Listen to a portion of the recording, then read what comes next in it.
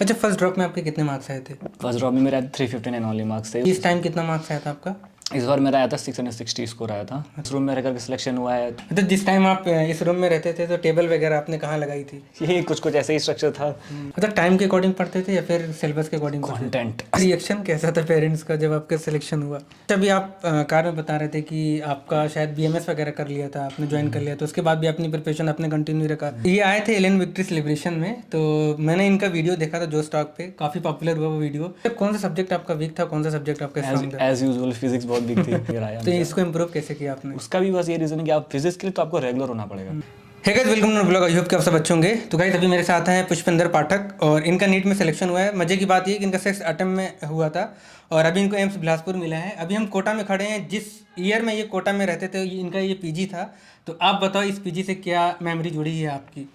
बिल्कुल इस पीजी से मेरी काफ़ी मेमोरीज जुड़ी हैं, क्योंकि मैं पिछले साल भी, उससे पहले भी साल में रहा हूँ, लेकिन उसमें सिलेक्शन नहीं हुआ और इस रूम में रह करके सिलेक्शन हुआ है। तो जाहिर सी बात है कि इसमें किस हिसाब से मेरा शेड्यूल था या फिर किस हिसाब से मेरे पूरी साल का जो मैंने चीज़ें यहाँ पर की हैं पढ़ाई से रिलेटेड, तो उन चीज़ों को मेमोराइज करता हूँ। और जैसे एंटर हुआ हूँ तो जाहिर सी बात है फीलिंग आ जाती है वही वाली, जब प्रिपरेशन कर रहे थे और उस वक्त क्या किस हिसाब से आपका शेड्यूल था, मैंने क्या क्या चीज़ें छोड़ी हुई थी, तो सारी चीज़ें माइंड अप हो जाती हैं उस हिसाब से। तो जाहिर सी बात है बहुत इमोशनल टाइम है। तो ये आए थे एलन विक्ट्री सेलिब्रेशन में, तो मैंने इनका वीडियो देखा था जो स्टॉक पे, काफ़ी पॉपुलर हुआ वो वीडियो। जो स्टॉक की क्या स्टोरी थी? वही उन्होंने मतलब जब उन्होंने पूछा कि आपका कि आपने जब देखा कि मेरा 6 अटेम्प्ट में हुआ है सिलेक्शन, और जब उन्होंने पिछली जर्नी के बारे में पूछा कि कैसा आपका था, कैसे आपकी ज़िंदगी रही है, तो उसी चीज़ से रिलेटेड उन्होंने कहा था कि ठीक है आप भी आएँ, अपनी हो सकता है आपकी स्टोरी कई लोगों को इंस्पायर कर सकती है। तो इसीलिए फिर उन्होंने बुलाया था, तो उस पर इंटरव्यू वगैरह हुआ था। तो जिस टाइम आप इस रूम में रहते थे तो टेबल वगैरह आपने कहाँ लगाई थी? ये कुछ कुछ ऐसे ही स्ट्रक्चर था कि, लेकिन चेयर थोड़ी दूसरी टाइप की थी। और बाकी टेबल वगैरह थे ही ऐसा, और बाकी सब सिस्टम थे बाकी जो करते हैं टिपिकल नीट वाले स्टूडेंट्स की, लाइक अपना माइंड मैप चिपका देना या फिर ऐसा कुछ करना, वैसे अरेंजमेंट था। और बाकी बस ऐसे ही कुछ करते थे हम लोग तो। अच्छा, कोई अलग इंसिडेंट जो कोटा में आपने किया हो, अभी तक किसी को बताया ना हो? इंसिडेंट लाइक कि हाँ, मतलब थोड़ा मेरा मंदिर से रिलेटेड कुछ चीज़ें मेरी ज़्यादा जुड़ी हुआ करती थी। तो मैं जाया करता था रात को 10-10 बजे भी कभी भी जाया करता था, क्योंकि पास में एक मंदिर है शिव जी का, तो वो खुला रहता है। और क्योंकि उस जर्नी में ये था कि मैंने हर चीज़ छोड़ दी थी, अपने दोस्त वगैरह भी उनसे बातचीत नहीं होती थी, तो मैंने अपने आप को बहुत ज़्यादा कहता ना सॉलिटरी कर लिया था, हर चीज़ से अलग सेपरेट। तो कोई तो चाहिए होता है आपको जिससे आप हर चीज़ बेझिझक अपनी सारी चीज़ें शेयर कर सकते हो, तो वो भगवान ही है। अच्छा, मैं देखता हूँ कि इतना सारा अटेम्प्ट कोई ले नहीं पाता जनरली, मतलब गिव अप कर जाता है। आपने 6 अटेम्प्ट तक लिया और फाइनली आपको कॉलेज वगैरह मिला, तो इसके पीछे की क्या स्टोरी रही? इसका मेन रीज़न ये है कि देखिए, स्टूडेंट अगर लेता है उसका माइंड स्ट्रांग होना चाहिए, बिल्कुल सही बात है, लेकिन उसकी फैमिली बहुत इंपॉर्टेंट रोल प्ले करती है इस चीज़ में। मैं इस चीज़ में बहुत लकी हूँ कि उन्होंने हर स्टेप पे मेरा साथ दिया। भले ही अगर मैं सेकंड अटेम्प्ट में जो मैंने अपना नीट जर्नी की छोड़ा था, वो डिसीजन भी सिर्फ मेरा ही था। अच्छा, मेरे छोड़ा था मतलब क्या था? जब मतलब सेकंड अटेम्प्ट जब मेरा था तो मेरी फैमिली में कुछ प्रॉब्लम हो गई थी, तो उसके बाद भी मेरे भाई ने कहा था कि तेरे को अगर करनी है प्रिपरेशन तो तू कर, जैसा तेरे को करना है कर, बाकी कैसे अरेंजमेंट करवाना है वो हम डिसाइड करेंगे। लेकिन फिर मेरी स्ट्रेंथ नहीं बची, क्योंकि जो मेरी इमोशनल ताकत हुआ करते थे वो पापा मेरे साथ नहीं थे उस वक्त। तो मेरे अंदर अब नहीं थी कि मैं, क्योंकि कॉम्पिटिशन क्वालिफाई करने के लिए आपके पास में एक कहते हैं ना, आपके मेंटल स्टेबिलिटी बहुत ज़्यादा स्ट्रांग होनी चाहिए, आपको इमोशनली स्ट्रांग होना चाहिए। वो तभी हो सकता है जब उसकी फैमिली से पूरा सपोर्ट हो। अगर फैमिली वाले उसको सपोर्ट नहीं करेंगे, उसको मतलब उसको मार्क्स रिलेटेड करके ये पूछेंगे कि क्या हो रहा है, सिर्फ मतलब कि आपको मार्क्स के हिसाब से जज कर रहे हैं, आपको वो पेरेंटल सपोर्ट नहीं मिल पाए, तो आपको दिक्कत आती है। तो मेरे पीछे सबसे मेन रीज़न मेरी स्ट्रेंथ मेरे भाई, मेरे फैमिली है, क्योंकि उन्होंने हर स्टेप पे साथ दिया। ये डिसीजन भी भले मेरा था, लेकिन अगर वो उनकी सपोर्ट नहीं हुई तो मैं कभी नहीं कर सकता था। अच्छा, अभी आप कार में बता रहे थे कि आपका शायद बीएमएस वगैरह कर लिया था, आपने ज्वाइन कर लिया, तो उसके बाद भी अपनी प्रिपरेशन आपने कंटिन्यू रखा, तो उसके पीछे का थोड़ा बताओ आप। उसका पीछे मैं ये ज़रूर लोगों से कहूँगा कि कोई अक्सर लोग ऐसा होता है ना कि ड्रॉप लेने से डरते हैं, तो ये बात भी सही होती है, हर इंसान अपनी सेफ साइड को चूज़ करता है। तो अगर आप कोई कोर्स में इन्वॉल्व होकर के आप नीट की प्रिपरेशन करते हो तो इसी को कहते हैं पार्शियल ड्रॉप। तो अगर कोई पार्शियल ड्रॉप के लिए सोच रहा है तो फिर आप सोच सकते हो, कोई दिक्कत वाली बात नहीं है आप इसको, लेकिन आपको दिमाग में होना चाहिए जो भी, अगर आपका प्राइम फोकस आपका नीट है तो फिर आपका कॉलेज कभी भी उस लेवल पर नहीं जाना चाहिए जिस कॉलेज में आप इन्वॉल्व हो। तो आपकी जहाँ भी आपको टाइम मिले, जैसे भी आपको नीट के लिए ही प्रिपेयर करना है, आपको पूरा डेडिकेटेड सिर्फ उसी के लिए होना है, तभी आप हो पाओगे। और लेकिन हम इसलिए चूज़ करते हैं कि बाई चांस अगर सिलेक्शन नहीं हुआ तो हमारी ईयर वेस्ट जा रही होती है, घर वालों को टेंशन होती है, अगर नहीं होगा फिर ये क्या करेगा। तो घर वाले भी खुश हो जाते हैं कि ठीक है चल, अगर नहीं हुआ तो कुछ तो कर रहा है ना बंदा, टाइम तो खराब नहीं हो रहा है, तो ये उनके लिए ज़्यादा प्रेफरेंस आती है, इसलिए इंसान पार्शियल ड्रॉप चूज़ करता है। और फिर इंसान के दिमाग से प्रेशर भी हट जाता है कि अगर नहीं हुआ तो कैसे ना खतरा बहुत ज़्यादा लगता है। तो इंसान का एक एक क्वेश्चन पे हाथ कांपता है, अगर नहीं हुआ तो फिर मेरा क्या, वापस से मुझे रिपीट करना पड़ेगा, ये करना पड़ेगा। उससे बचने के लिए ऐसा इंसान चूज़ करता है जनरली। अच्छा, फर्स्ट ड्रॉप में आपके कितने मार्क्स आए थे? फर्स्ट ड्रॉप में मेरे 359 ओनली मार्क्स थे। उस वक्त तो पढ़ाई उतनी सिंसियर नहीं, उतना था नहीं मैं, और उस वक्त भी कुछ ऐसे ही था, तो अच्छा स्कोर नहीं आया, तो इतना ही था। हिंदी मीडियम थे या फिर इंग्लिश मीडियम? इंग्लिश मीडियम था। मैं KVS का स्टूडेंट रहा हूँ, केंद्रीय विद्यालय संगठन का। तो उसके हिसाब से तो काफ़ी बेटर था, बट मेरी परफॉर्मेंस कहीं ना कहीं कमी थी, इसलिए मैं कहता अभी इस टाइम कितना मार्क्स आया था आपका? इस बार मेरा आया था 660 स्कोर आया था। अच्छा, 4578 रैंक आई थी ऑल इंडिया।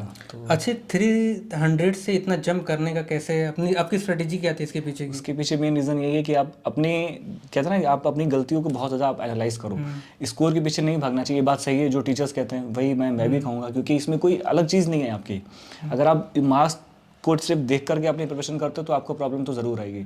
आप 720 स्कोर की बजाय आप 180 क्वेश्चन पे फोकस करो कि 180 क्वेश्चन अगर आ रहे हैं तो उसमें से कौन से क्वेश्चन से मेरे गलत हो रहे हैं। आप क्वेश्चन जब ओरिएंटेड हो जाओगे ना, तो फिर आप सब्जेक्ट कमांड करने की कोशिश करोगे कि जो क्वेश्चन गलत हो रहा है तो किस टॉपिक से गलत हो रहा है।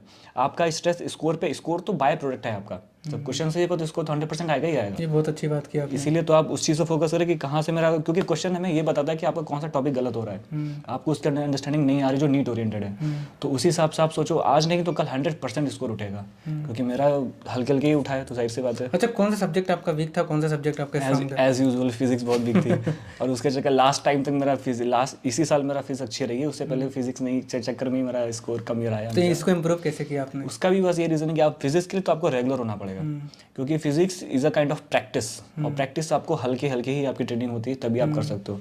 बायो आप कम टाइम में कर सकते हो, और वो हम सबकी स्ट्रेंथ ही होती है, तो अच्छे नॉर्मल लोग भी कर सकते हैं अपने हिसाब से। लेकिन फिजिक्स ऐसी होती है जो आज कह सकते हैं कि वो आपका स्कोर डिटरमाइन करती है बहुत अच्छा, क्योंकि बायो केमिस्ट्री लोग अच्छे से कर लेते हैं, फिजिक्स में कहीं ना कहीं फंसते हैं। तो आपको इस पर अगर कमांड करनी तो आपको रेगुलर टाइम की ज़रूरत पड़ेगी। आप उसको रेगुलर प्रैक्टिस करें, आप कॉन्सेप्ट फोकस करें बस, और जितने क्वेश्चंस लगा सकते हैं NCERT बेस्ड, नीट ओरिएंटेड, आप इसको अप्लाई करें 100%। क्योंकि अगर आप इसमें क्वेश्चन लगाते हो तो एक तो आपका टॉपिक क्लियर होगा, अगर आप ज़्यादा प्रैक्टिस करते हो तो आपकी स्पीड अप इंक्रीज होती है, क्योंकि आपने फिजिक्स में स्पीड कर ली कंट्रोल तो आपके पास ज़्यादा टाइम बच जाएगा, बाकी चीज़ों को आप दूसरी बार अपने न्यूज़पेपर को आप ओरिएंटेड कर सकते हो, तो उसका फ़ायदा हो जाता है। अच्छा, टाइम के अकॉर्डिंग पढ़ते थे या फिर सिलेबस के अकॉर्डिंग? कंटेंट टाइम अकॉर्डिंग नहीं हो सकता, आप टाइम के हिसाब से आप कॉम्पिटिशन क्वालिफाई नहीं कर सकते। आप कंटेंट बेस्ड बनाइए फिर भी, क्योंकि ऐसा होता है ना कि अगर आपने सोचा कि मेरे को ये चैप्टर फिनिश करना है हर हालत में, अगर मान लिया तो आपने वो खत्म कर लिया, अगर वो जल्दी खत्म हो जाता है, आपके पास मान लिया 12 बजे तक आपने खत्म कर लिया, तब भी अगर आपके पास एक्स्ट्रा टाइम बचता है, तब उसमें आप कोई नई चीज़ पढ़ें, तो वो टाइम आपका उधर यूज़ हो जाएगा, तब आप टाइम ओरिएंटेड सोच सकते हो। लेकिन अगर आपको सिर्फ कर रहे हो कि मेरे को करना ही करना है, तो आप टॉपिक अगर ओरिएंट करोगे ना, तो आपको दिमाग पे स्ट्रेस नहीं आएगा कि मेरा कल का कुछ पेंडिंग है या फिर ऐसा कुछ है, तो ऐसा आपको सोचना चाहिए। क्लास वगैरह रेगुलर जाते थे या फिर बंक वगैरह करते थे? नहीं, इस बार नहीं। इस बार क्या मतलब, क्लास तो कई बंक मैंने की ही नहीं है, कोचिंग में तो नहीं कर सकते, कॉलेज अलग बात है। अभी कॉलेज चल रहा है तो उसमें तो ठीक है, चलती रहती है, हालांकि मैंने वहाँ भी बंकिंग नहीं की है, लेकिन क्लासेस आप जितना जाएँ उतना बेटर है। अगर वहाँ पर क्लासेस में जो टीचर पढ़ा रहे हैं वो टॉपिक अगर आपको अपने आप से आता है तो आप स्टडी रूम होता है हमारे इंस्टीट्यूट में, तो बहुत फ़ायदा है इस चीज़ का, आप वहाँ जा करके पढ़ें रूम पे, क्योंकि उतनी मेरी एफिशिएंसी नहीं आया करती थी। अगर किसी की आती है तो वो अच्छी बात है, लेकिन मेरे साथ ऐसा नहीं था, तो आप वहाँ जा करके पढ़ो। तो मेरा शेड्यूल भी कुछ इसी प्रकार का रहा करता है। इस बार LN में मेरी क्लासेस मॉर्निंग हुआ करती थी 6:30 बजे, तो 6:30 बजे मेरा LN में मैं जाया करता था, और 2 बजे हमारी क्लास हुआ करती थी। 2 बजे मैं खाना खाता था, वापस मैं क्लासेस चला जाता हूँ वहीं पर, मैं घर पे आते नहीं था। तो फिर मैं आता था रात को 8 बजे के आसपास, जब वो क्लब क्लोजिंग का टाइम होता है, तो मेरा पूरा एफिशिएंसी 6-7 घंटे तो उधर आराम से निकलते थे।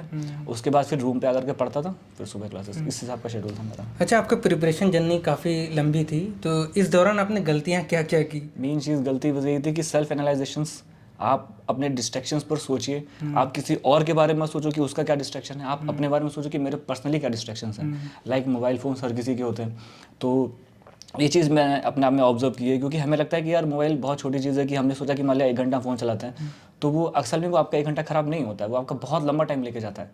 क्योंकि अगर आप 1 घंटा फ़ोन चला रहे हो वो तो गया आपका, उसके बाद में जो आपने कंटेंट व्यू किया है वो आप पढ़ रहे हो ना, तो आपके दिमाग में फ्लैश करती है चीज़ें, आप कहीं ना कहीं दिमाग में कट जाते हो, आपको लग रहा है कि आप पढ़ रहे हो, बट एक्चुअली आप पढ़ नहीं रहते हो, क्योंकि आपके दिमाग में तो बैठे बैठे चल रहा है ना कि हाँ वो मैंने देखी थी वीडियो, वो मैंने कुछ भी शो देखा है, तो वो चल रही होती है।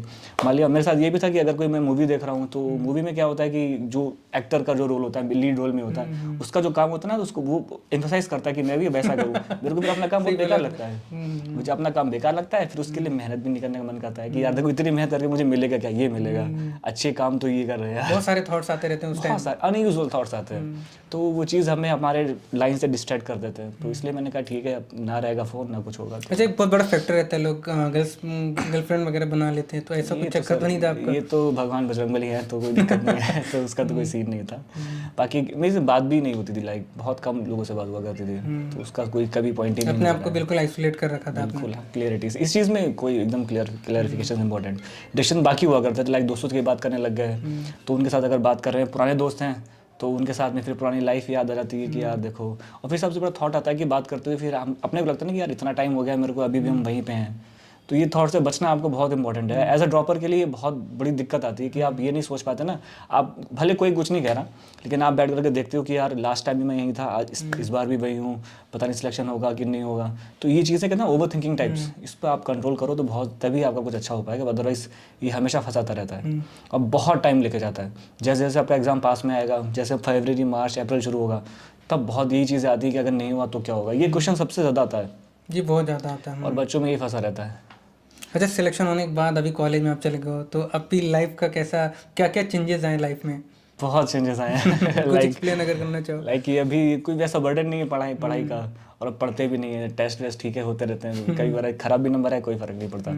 तो अब तो ठीक है, क्योंकि अब एकेडमिक्स है तो नॉर्मल पढ़ाई से भी हो जाएगा, इतना कोई लोड नहीं लेना। बाकी अब दोस्ती है, दोस्तों के साथ जैसे पहले थे कि हाँ ठीक है अब खुश होकर के बात करना है, अब ऐसी कोई ओरिएंटेड जैसे कि होता है ना प्रेशर ओरिएंटेड आपकी पढ़ाई, वैसा आप कुछ नहीं बचा है। तो ठीक है, हेल्थी कॉन्वर्सेशंस हैं तो कर सकते हैं। कोई अच्छा, प्रिपरेशन के टाइम पे अपन सोचते हैं कि यार सेलेक्ट होने के बाद ये करेंगे वो करेंगे, ऐसे मस्ती करेंगे, तो अभी कैसा चल रहा है आपका? वो तो सब प्लान फिक्स है। जैसे कि कहा था ना कि जैसे कि एग्जाम होगा, सिलेक्शन कॉलेज जाएंगे, घूमेंगे, तो हम तो घूम रहे हैं अच्छे से क्योंकि हमारी जगह भी ऐसी है, लाइक बिलासपुर है तो उसके आसपास कुल्लू, मनाली, शिमला सब आसपास में ही है, तो 2-3 ट्रिप तो चिपका चुके हैं तो अभी क्या स्टेटस है वगैरह, सिंगल है फिर मिंगल हो गए? उसमें तो सिंगल है, कोई दिक्कत नहीं है, वो तो सिंगल ही रहना है, देखते हैं। अच्छा, अभी आगे के प्लान है, देखते हैं क्या होता है। अब भगवान की मर्जी है, उसमें कुछ नहीं कर सकते, ठीक है सब। बाकी कुछ काम घर वालों को भी छोड़ देना चाहिए, लड़की देखने वाले टाइप्स तो वो देखें। नहीं, लेकिन आजकल की लड़की तो वैसे ही नहीं है ना उस टाइप की। नहीं सर, इस चीज़ में ठीक है, दोस्त तक ठीक है सब, बाकी कोई दिक्कत नहीं है। बाकी बात होती है, काफ़ी है बैचेस में अच्छे लोग। अच्छा, एक चीज़ मैं आपसे जानना चाहूँगा कि आपकी सिलेक्शन में कोटा कल्चर का जो कोचिंग का एनवायरनमेंट है उसका कितना इम्पैक्ट रहा? कोटा कोचिंग का तो रहा ही, लेकिन अगर मैं अपने इंस्टीट्यूट की बात करता हूँ तो उसका बहुत कहते हैं बहुत बड़ा इम्पैक्ट पड़ा है मेरी लाइफ पर, क्योंकि वो जो फैकल्टीज़ है जो ये सिस्टम एलन करे इंस्टीट्यूट जिसका मैं स्टूडेंट रहा हूँ, इसको मैं प्राउडली से हमेशा कहता हूँ कि उस चीज़ में उनका बहुत बड़ा रोल रहा है। क्योंकि जो ये फैकल्टीज़ थी, क्योंकि देखते हैं जो हम जिनको हम देखते हैं उनसे हम सीखते हैं, तो उनका जो डेडिकेशन था उनके काम के प्रति, क्योंकि मेरे कई ऐसे फैकल्टी मेंबर्स थे जिनकी तबीयत खराब हुआ करती थी, लेकिन फिर वो टैबलेट खा करके पढ़ाया करते थे। तब मन में लगता कि यार ये ऐसे पढ़ा सकते हैं इस टाइम पे, तो हम पढ़ नहीं सकते क्या यार, तो थोड़ा बहुत देखना चाहिए। ऊपर से फिर इमोशनल सपोर्ट होती है। फिर भी मैंने कई सारी बातें अपने दोस्तों से जो मेरे बैच में थे लास्ट ईयर, उनसे मैंने कभी शेयर नहीं की, लेकिन मैं टीचर से बात करता था उनसे कि सर मेरा ये है और पता नहीं मैंने डिसीजन सही लिया या फिर नहीं लिया है, क्योंकि बहुत मैंने अपना करंटली कॉलेज छोड़ा है विदाउट इवन नो कि मेरा सिलेक्शन होगा फिर नहीं होगा। ये बहुत बड़ी बात है। लोग कॉलेज तब छोड़ते जब उनके हाथ में होता है कि मेरा सर्जन हो चुका है। मैंने पहले छोड़ा है कॉलेज, तो पता नहीं होगा या फिर नहीं होगा, और अगर नहीं हुआ तो फिर मैं क्या कहूँगा। घर वाले भी हैं, हालांकि किसी को पता नहीं था कि मैं क्या कर रहा हूँ, मेरी एकदम सीक्रेट वाली तैयारी चल रही थी। अच्छा, पेरेंट्स को भी नहीं पता था? पेरेंट्स को पता था केवल। अच्छा। केवल फैमिली के अलावा किसी दोस्त को, जो मेरे बहुत क्लोज दोस्त हुआ करते थे, अभी वो दिल्ली से MBBS कर रहा है, तो उसको भी नहीं पता था उस चीज़ का। वो बहुत नाराज़ हुआ कि तूने मेरे को बताया नहीं, लेकिन ठीक है, वो उस वक्त ऐसा फेस था कि मैं हर किसी से वो चीज़ नहीं शेयर कर सकता था, क्योंकि हर इंसान कई बार डर लगता है कि मजाक ना बनाए बस। और ये भी चीज़ है कि डाउट होता ना कि अगर आप नहीं कर पाए तो फिर आपका क्या होगा। फिर इंसान यही कहेगा कि मैंने आप तुमसे कहा था ना पहले, तुम्हें ऐसा नहीं करना चाहिए था, तुमने ऐसा किया, कि तुम्हें कम से कम एटलीस्ट कॉलेज तो नहीं छोड़ना चाहिए था। इसीलिए मैं कहता हूँ कि सिलेक्शन भले मेरा हुआ है, मेरे फैमिली का बहुत इंपॉर्टेंट रोल रहा है, क्योंकि उन्हें सब कुछ पता था। उन्होंने हमेशा ये कहा कि ठीक है तेरे को करना है तू कर, बाकी हम देख लेंगे। उनसे मैंने घर वालों से कई लोगों को झूठ भी बुलवाया, क्योंकि लोग पूछते थे कि हाँ क्या कर रहा है, तो उनके हिसाब से मैं BMS कर रहा था टिल मई। जब तक एग्जाम नहीं हुआ मैं घर पे नहीं आया, और वो रिजल्ट वगैरह नहीं आया था, तब तक किसी को कुछ भी नहीं पता था कि मैं क्या। उनके हिसाब से सिर्फ यही था कि BMS ही कर रहा है बंदा, तो अपना ये कैरियर उसमें सेट हो चुका है। तो अच्छा, रिएक्शन कैसा था पेरेंट्स का जब आपका सिलेक्शन हुआ? रिएक्शन तो सर पहले तो मैंने यही कहा था कि मम्मी, जब मेरा अपना ये मैच किया था आंसर की, जब एग्जाम हुआ था उसी रात को हमने मैच कर लिया था, तो 2:30-3 बजे के आसपास रात हो गई थी, और मैंने अपना दोस्त से फ़ोन लिया था कि मेरे पास स्मार्टफोन था नहीं, तो उससे आंसर की उन्होंने अपलोड की थी एलन की, तो उससे मैंने क्वेश्चन वगैरह मैच किया था, तो उसमें लगभग यही 660+ ही स्कोर बन रहा था। तो उस वक्त तो आराम से फील लिया मैंने अपने आप अकेले, क्योंकि घर वालों को मैंने बाद में फ़ोन किया। अच्छा, सुकून थोड़ा अगर एक्सप्रेस करना चाहो उस टाइम का, क्योंकि आपकी जो जर्नी है बड़ी खतरनाक है, मेरे को पता है, गूज़बम्स आ गए मुझे।